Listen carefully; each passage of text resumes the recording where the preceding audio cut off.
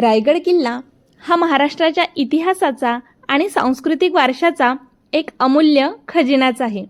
छत्रपती शिवाजी महाराजांच्या कार्यांचा गौरव करणारा हा किल्ला आजही मराठ्यांच्या शौर्याचा प्रतीक आहे. रायगड किल्ल्याला भेट देणे ही एक अद्भुत आणि प्रेरणादायी असा अनुभव आहे, ज्यामुळे आपल्याला आपल्या इतिहासाचा अभिमान वाटतो. रायगड किल्ल्याची सफर केल्याने आपल्याला इतिहास, वास्तुकला आणि नैसर्गिक सौंदर्यांचा संगम अनुभवता येतो. नमस्कार मित्रांनो, स्वाद भरारीमध्ये तुम्हा सर्वांचे खूप खूप खूप मनापासून स्वागत आहे. तर 1 वर्ष झाले चॅनलवरती व्हिडिओज अपलोड केला नव्हता, परंतु रायगडला अचानक जाण्याचा योग आला, त्यानिमित्त हा व्हिडिओ शूट केला. तर पुण्याहून आम्ही अगदी पहाटे 4 वाजता श्रीमान रायगडला जायला निघालो. पुणे ते रायगड 134 किलोमीटरचे अंतर आहे आणि 3 ते 4 तास रायगडला जाण्यासाठी लागतात. रायगड किल्ला हा महाराष्ट्राच्या ऐतिहासिक, सांस्कृतिक आणि लष्करी वारशाचा एक अनमोल खजिना आहे. छत्रपती शिवाजी महाराजांच्या कार्यकाळात हा किल्ला अत्यंत महत्त्वपूर्ण ठरला होता. रायगड किल्ल्याचे ऐतिहासिक महत्त्व हे मराठा साम्राज्याच्या स्थापनेशी निगडित आहे. 1656 साली शिवाजी महाराजांनी हा किल्ला विजय केला आणि त्याचे नाव रायगड असे ठेवले. 1674 साली छत्रपती शिवाजी महाराजांचा राज्याभिषेक देखील रायगड किल्ल्यावरच झाला. चला तर मग रायगड किल्ल्याचे विविध अंगांनी महत्त्व जाणून घेऊया. गडांचा गड, दुर्गांचा दुर्ग असे ज्या गडाला समजले जाते तो गड म्हणजे रायगड होय. शिवरायांनी 1656 मध्ये रायरी जिंकून स्वराज्यात आणली. पुढे याच रायरीचे रायगडात रूपांतर झाले आणि स्वराज्याची ती राजधानी बनली.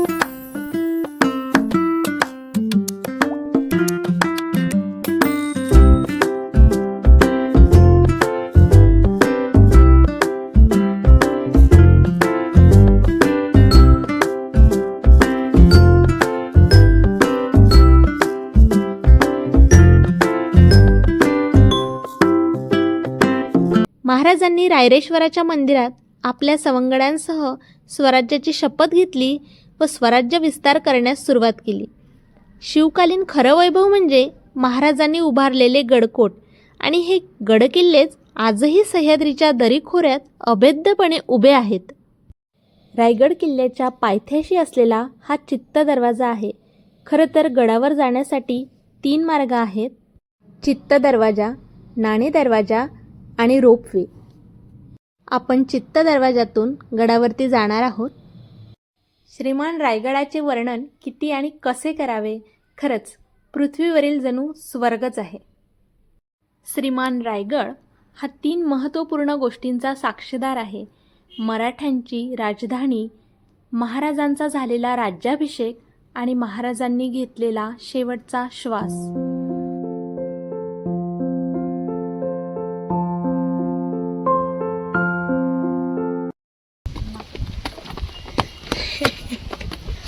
आलो का नाही रायगडला? हा आलं.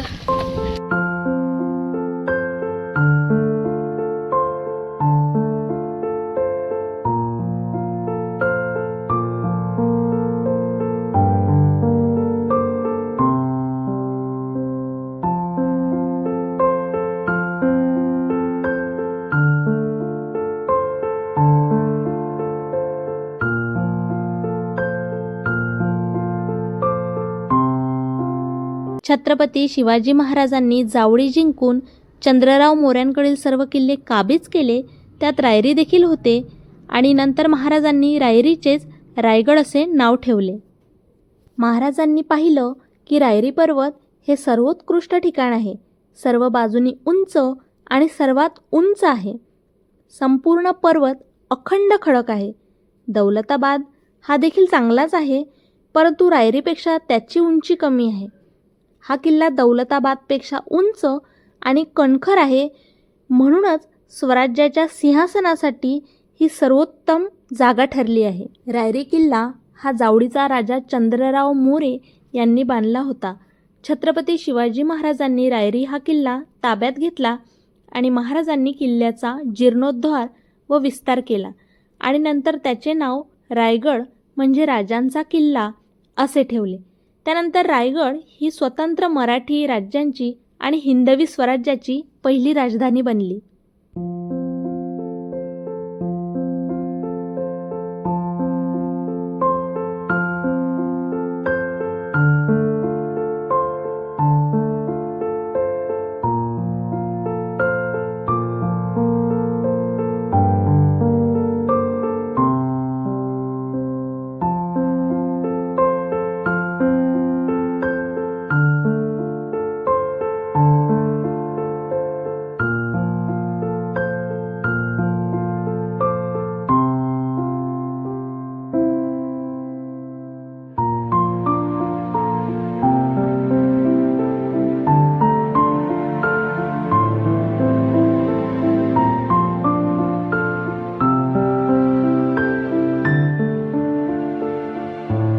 तख्तास जागा हाच गड करावा असे शिवाजी महाराज यांनी ठरवले आणि गडाच्या बांधणीचे काम शिवाजी महाराजांनी हिरोजी इंदलकर यांच्याकडे सोपवले.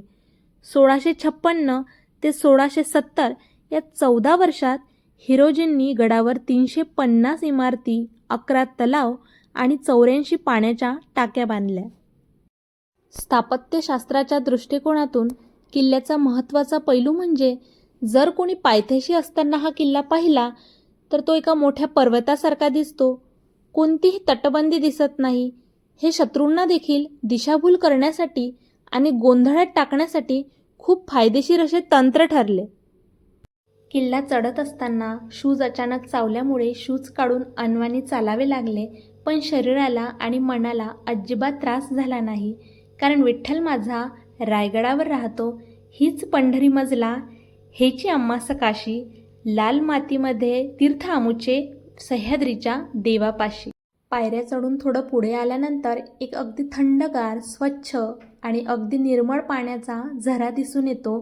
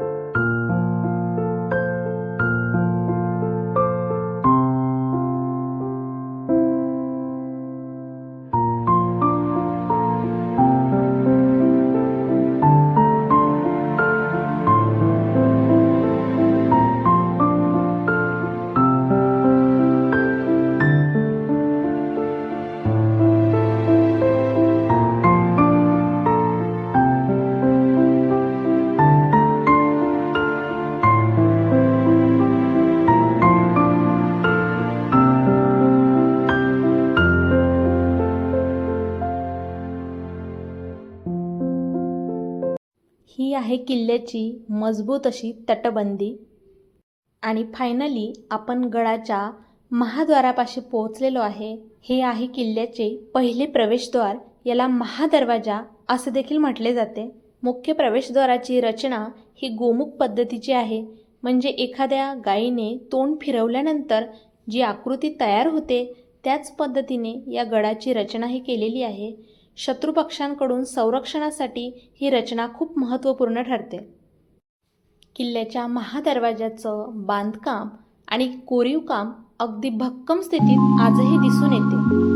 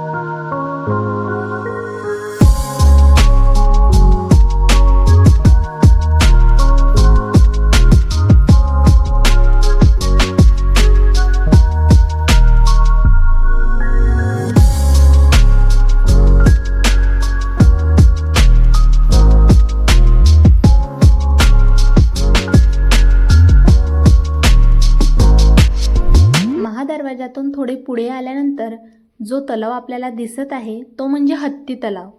गजशाळेतून येणाऱ्या हत्तींच्या स्नानांसाठी आणि पिण्याच्या पाण्यासाठी या तलावाचा उपयोग होत होता. या तलावाविषयी एक मजेशीर आणि सर्वांना अभिमान वाटावा अशी एक गोष्ट आहे. 6 जून 1674ला शिवाजी महाराजांचा राज्याभिषेक रायगडवर संपन्न झाला. त्यावेळी इंग्रज अधिकारी या राज्याभिषेकाला उपस्थित होता. तो म्हणजे हेनरी ऑक्झेंटर. त्याने असे पाहिले की राज्याभिषेकासाठी 2 भले मोठे महाकाय हत्ती आणले होते. मग त्याला प्रश्न पडला की चालत गडावरती यायचं म्हटलं तरी दमछाक होते आणि इतके महाकाय हत्ती गडावरती आणले कसे असतील. त्यावेळी एका मावळ्याने त्याला सांगितले की छत्रपती शिवाजी महाराजांची दूरदृष्टी होती. महाराजांना रायगड बांधतानाच हे उमगलं होतं की काही वर्षानंतर स्वराज्याचा राज्याभिषेक आपल्याला याच किल्ल्यावरती करायचा आहे आणि म्हणूनच रायगडाचं काम चालू असतानाच महाराजांनी 2 हत्तीची पिल्लं गडावरती आणली आणि इथंच त्यांना लहानाची मोठी केली आणि राज्याभिषेकाच्या काळी तीच छोटी पिल्लं महाकाय हत्ती बनून या राज्याभिषेकाची शोभा वाढवण्यासाठी रायगडावर उपस्थित होती. हीच शिवाजी महाराजांची दूरदृष्टी होती. हत्ती तलावापासून थोडं पुढे आल्यानंतर शिरकाई देवीचे मंदिर लागते. शिरकाई ही गडावरील मुख्य देवता. समोर जी मोकळी जागा दिसते तो होडीचा माळ. तेथेच आता शिवछत्रपतींचा भव्य पुतळा बसवलेला आहे. पुतळ्याच्या अगदी समोर आणि नगारखान्यातून डावीकडे उतरून आले की तिथे महाराजांच्या काळातील बाजारपेठ ही दिसून येते. पुतळ्यांसमोर ज्या 2 रांगांमध्ये भव्य अवशेष आहेत तेथेच त्या काळातील बाजारपेठ आहे. पेठेचा 2 रांगात प्रत्येकी 22 दुकाने आहेत आणि 2 रांगांमधून जवळजवळ 40 फूट रुंदीचा रस्ता आहे. हे बाजारपेठ आजही हुबेहूब जशीच्या तशीच आहे.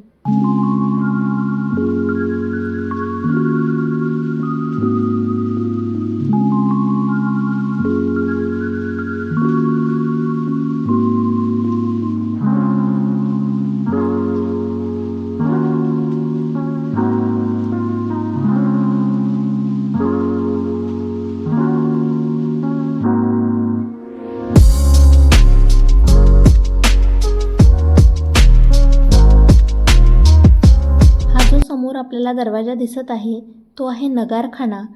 52 फूट उंची या नगारखान्याची आहे. पूर्वीच्या काळी याच जागेवर सनई चौघडे आणि नगारे वाजविले जायचे आणि म्हणूनच याचे नाव नगारखाना असे आहे.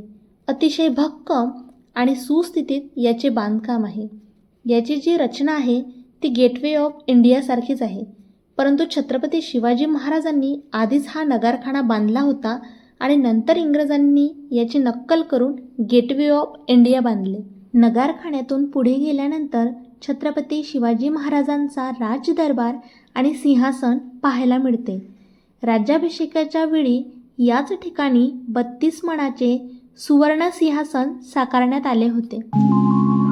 6 जून 1674ला रायगडावरती महाराजांचा राज्याभिषेक सोहळा संपन्न झाला. त्यावेळी काशीचे गागाभट्ट यांनी 7 नद्यांचे पाणी आणले होते आणि उरलेले पाणी याच गंगासागर तलावामध्ये सोडण्यात आले होते. गंगासागरच्या बाजूलाच शिवकालीन 7 मजली मनोरे आहेत. हा एक भुयारी मार्ग आहे. याला खलबतखाना असे म्हटले जाते. एखाद्या मोहिमेची गुप्त चर्चा किंवा वार्तालाप जर करायचा असल्यास या भुयारी मार्गात म्हणजेच खलबतखान्यात जाऊन तो केला जात असे.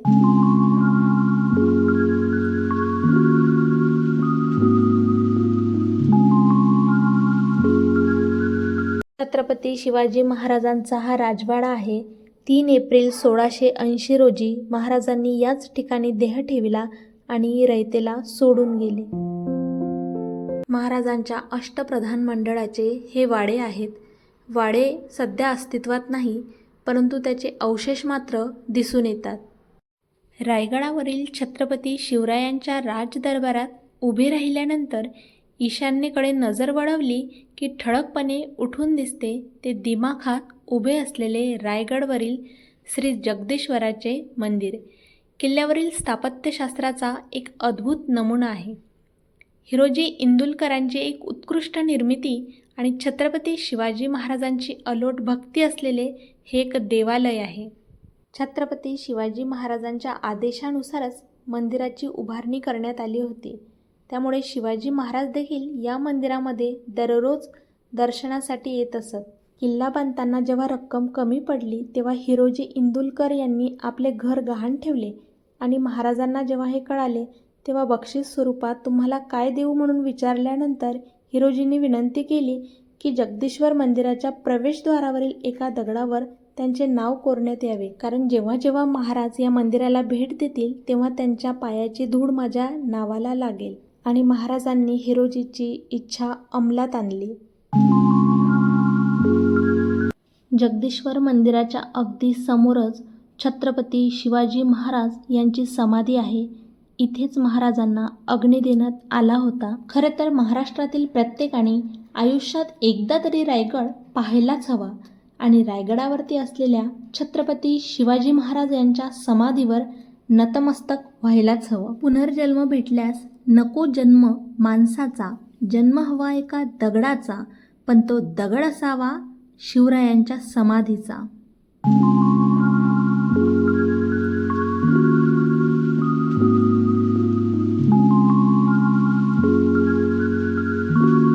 पूर्वीच्या काळी स्वराज्याचे गद्दार जे होते किंवा स्वराज्याच्या विरोधात जे काम करणारे होते त्यांचा याच टकमकटोकावरून कडेलोट केला जात असे. खरं तर अशी भयंकर शिक्षा देणारी एक शिवरायांच्या काळात पद्धत होती आणि म्हणूनच स्वराज्याच्या विरोधात गद्दारी करण्याची त्यावेळी कोणाची हिंमत व्हायची नाही. खरं तर हरलेल्या मनाला जिंकण्याची आशा देणारं नाव म्हणजे छत्रपती शिवाजी महाराज. कारण शिवबा हे केवळ ऐतिहासिक व्यक्तिरेखा नाहीत, तर ते आजही मराठी माणसाच्या मनात जिवंत आहेत.